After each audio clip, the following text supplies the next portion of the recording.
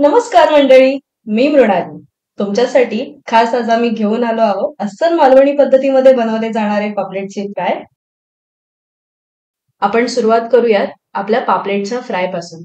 सगळ्यात आधी आपण पापलेट स्वच्छ धुवून घेऊयात आणि त्याच ताटलीमध्ये आपण त्या पापलेटचे 2 गट पाडूयात. ज्या भरीव आहेत त्या फ्रायसाठी आणि जो डोक्याकडचा भाग आहे, शेपटीकडचा भाग आहे तो आपण रश्श्यासाठी वापरूयात. मग त्या धुतलेल्या पापलेटांना छानपैकी लिंबू, आगळ आणि मीठ लावून सगळी पापलेटं बाजूला ठेवून देऊ. त्यानंतर फ्रायसाठी एका ताटलीत आलं लसूण मिरचीची पेस्ट, लाल तिखट, हळद, गरम मसाला व बाजूलाच एका ताटलीत लाल तिखट, मीठ आणि रवा यांचं एकत्रित मिश्रण करून घेऊ. आपला हा मसाला आपण छान एकत्र करून घेऊ. बाजूलाच गॅसवर मी तवा गरम करायला ठेवला. आता आपला सगळा मसाला पापलेटच्या तुकड्यांवर मस्तपैकी लावून घेऊ. नंतर त्या तुकड्यांना रव्यात घोळवू आणि तव्यावरच्या तेलात छानपैकी सोडून देऊ.